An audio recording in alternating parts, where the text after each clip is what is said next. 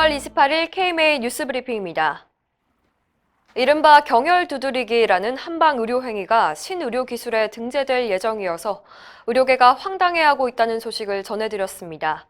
도대체 어떤 치료법인지 자세히 살펴보면 더 어이가 없다고 합니다. 경혈 두드리기의 원래 명칭은 감정자유기법인데요. 3단계로 진행된다고 합니다. 첫 번째 단계에서는 후계혈이라는 곳을 두드리면서 환자가 특정 문장을 3회 반복하는데요. 나는 지금 불편하지만 나 자신을 진심으로 받아들입니다. 라고 말하는 거죠. 두 번째 단계에서도 여러 경혈점을 두드리면서 환자가 자신의 감정과 증상을 입으로 소리내서 반복하고 마지막 세 번째 단계에선 눈동자를 크게 돌린 다음 밝은 노래를 흥얼거립니다. 한의계에서는 이걸로 공황장애나 스트레스장애, 우울장애를 치료한다는데요.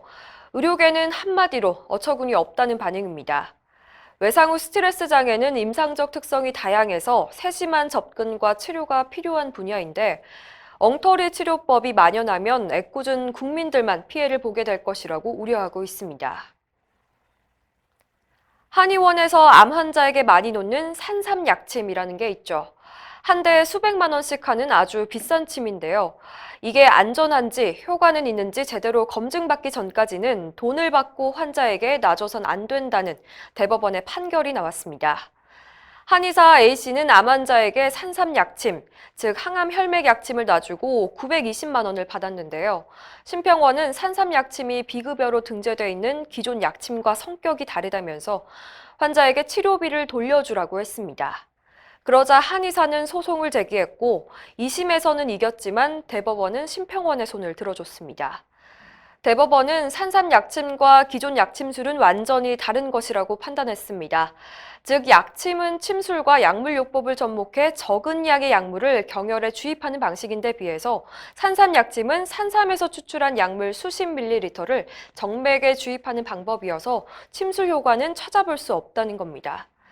대법원은 한의사가 환자로부터 비급여 항목으로 산삼약침 비용을 받으려면 신의료기술 평가를 거쳐 안전성과 유효성을 인정받아야 한다고 강조했습니다. 중소병원과 정부가 직접 소통할 수 있는 장이 마련됩니다. 의협의쟁투와 지역병원협의회는 중소병원이 직면한 문제 해결을 위해서 27일 세종시에서 대규모 집회를 열 예정이었지만 정부가 의협의 요구를 수용해 집회 대신 간담회를 가졌습니다. 이번 간담회의 핵심은 정부가 의정협의체 구성을 전격 수용하겠다는 건데요. 최대집 의협회장은 그동안 정부가 중소병원의 호소를 들어주지 않았지만 의정협의체를 통해서 중소병원계와 대화하고 논의하겠다는 의지를 보인 것에 대해 환영의 입장을 표했습니다. 이필수 의협 중소병원 살리기 태스크포스 위원장도 의정협의체를 통해서 중소병원 간호인력 불균형 문제와 상급병원 쏠림 현상 등 중소병원의 문제를 해결할 수 있을 것으로 기대했습니다. 이상훈 지역병원협의회 의장 역시 정부의 결단에 환영의 뜻을 밝혔는데요. 다만 대규모 집회는 취소가 아닌 유보됐을 뿐이고 앞으로 정부의 협상 방향을 보고 언제든지 선회할 수 있다고 언급했습니다. 손해보험사들이 맘모톰을 시술한 개원가를 대상으로 진료비 반환 소송을 내자 의료계가 거세게 비판하고 있습니다. 최근 일부 실손보험사들은 맘모톰이 신의료 기술을 통과하지 못했기 때문에 환자에게 비급여로 수술비를 부담시켜선 안 된다면서 병원을 상대로 치료비 반환 소송을 내고 있는데요. 대한의사협회와 대한외과의사회는 27일 소송을 즉각 중단하라고 촉구했습니다. 의협과 외과의사회는 보험사들의 이러한 행태가 환자들의 고통을 외면한 채 기업의 사익만을 추구하는 것이라고 지적했는데요.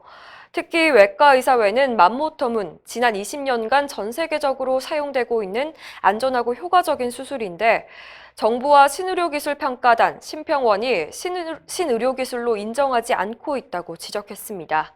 또 이번 사태는 왜곡된 의료제도 때문이라면서 신의료기술 평가 제도를 개선해야 한다고 주장했습니다.